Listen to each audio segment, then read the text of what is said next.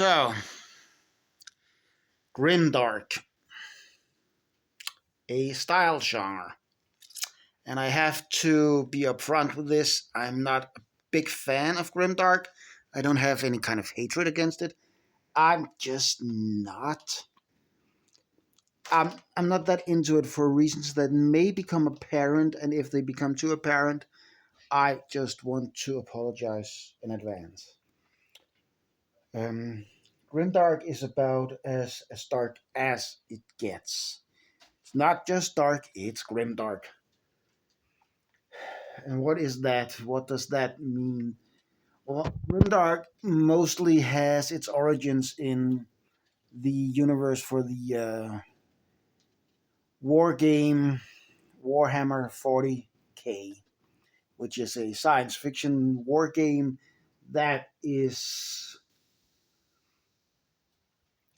it's based about I think 40,000 years in the future, hence 40K. I don't remember if the number actually refers to another way of calendar counting, but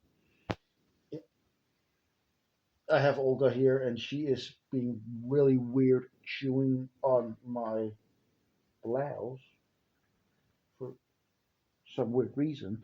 I don't know if I spilled something there. She's gone, or she jumped up on the banister. But it's set in the far far future where there is nothing but war. And everything is in the entire universe across thousands of planets is built around warfare to the extreme. This is war beyond any kind of war we really know. Entire worlds exist purely to provide brutality towards others. There is nothing but darkness and war and pain and suffering, and life is abhorrently short, and that's it. It's a very nuanced universe, it should be said, but the nuance is in how different factions fight the war: alien factions, mechanized factions, human factions, insane factions, and so on. And Grimdark stems from the idea that your life has no value and all you are is another gear in a grinding machine designed to grind other gears to dust. You are born, you are raised, you are trained, you are fed, and you are killed in the service of war. There is only brutality. I think the actual slogan is in the far future, there is only war. But I'm not a player of this game. I have nothing against it. In fact, it fascinates me. It's not the game that I have any kind of problem with. My problem is that Grimdark is so dark that the idea of striving for something. Oh, I didn't even notice. Sonia is up on the windowsill. That the idea of striving for anything is totally foreign to anyone who was not made to strive for victory in military conquest. There is nothing else. And there is a focus on a lot of the aspects of this, which in itself can be interesting. There is a focus on the impact of brutality on how people or non-people, for that matter, um, manage to exist, how the mind can be warped by propaganda and indoctrination, and how even something like strategy or tactics change when the entire idea of humanity and any kind of compassion in victory is completely eradicated. There is nothing but war. This is brutality. This is death. There is no hope. Your life will not get better. The only reason you exist is to kill. Um, and from the standpoint of a war game, that means that Grimdark kind of makes sense because in a war game, you're supposed to be focusing on the war. You're supposed to be focusing on the strategy. But as a storytelling instrument, there is a kind of guilt connected to hello. There's a kind of feeling of guilt connected to doing anything that isn't describing some kind of war, some kind of battle, some kind of strategic planning or anything. And it feels limiting to me. You are not supposed to have any kind of complicated human element in Grimdark. And when you leave the confines of a strategic board game and try to implement that in stories, you start to run into problems. It's applicable to any genre. You can put Grimdark in any genre.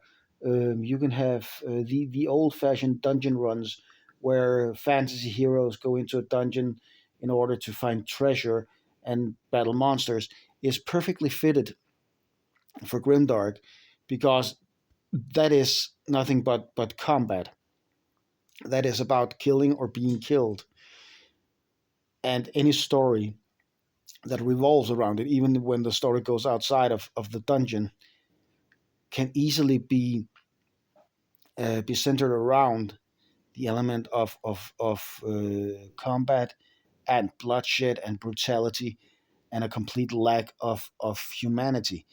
Again, like when you're playing a strategic board game, if you play a game of going into dungeons, or if you write about anyone going into dungeons, or make a movie about it, it is natural to focus everything on the combat and ignore any kind of human storytelling, ignore any kind of emotion, ignore any kind of personality beyond tactics.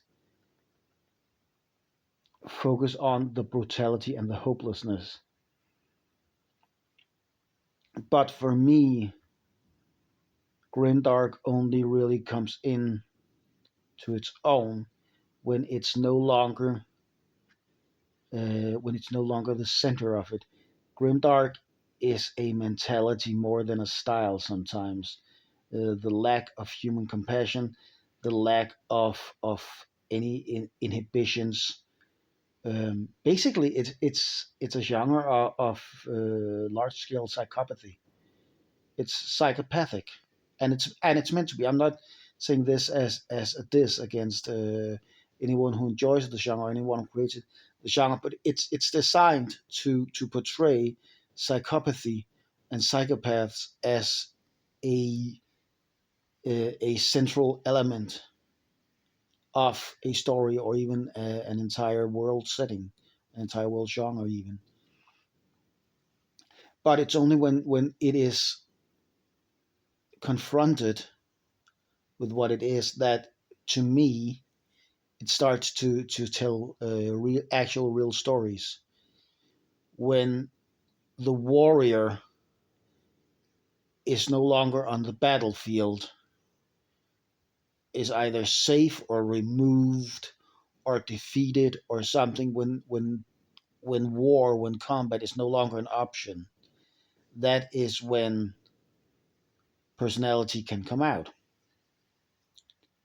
When war is no longer a solution to a problem or no longer a feasible option, that is when more stories can be told. That is when it's not just one long combat scene. So Grimdark really shines when it's contrasted with something just a little bit less. It doesn't have to be cliche, oh, my way of life was brutal and wrong. It doesn't have to be that. It can just be a little bit less. It can be the moments of levity, the little breathing pauses, the observations on the way, a stray conversation. Um, it doesn't have to be any kind of lighthearted thing. It's just those moments when you start to look at your life of brutality from a little outside. That's when Grimdark becomes interesting. Grimdark is not so much just a style for its own sake. Grimdark is very much a an unintentional study of the most basic urges of not just humanity but animals too, society, even nature. Um, it is a portrayal of true, relentless brutality. But as a genre, it is usually set in places where that brutality can be taken to a whole new level or be carried out in whole new ways because you're no longer just out in nature. You have technology or magic or anything else um, at your disposal, even if it's just combat training and no smart tools.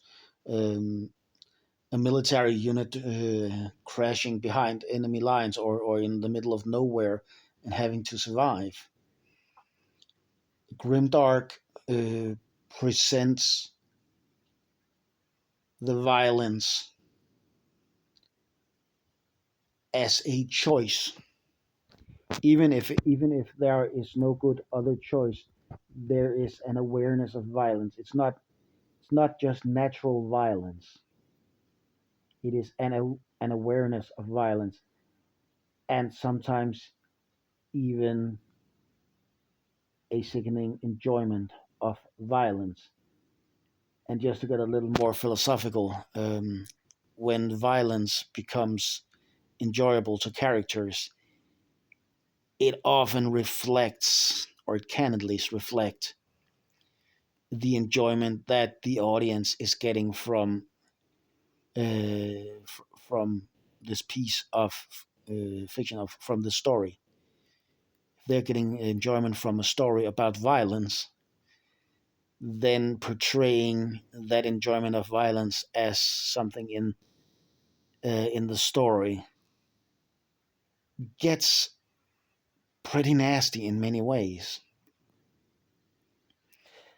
When it comes to the kind of plots that are in grimdark stories, the grimdark element of itself, in and of itself, is usually just there are a few other story options other than military campaigning or something like it.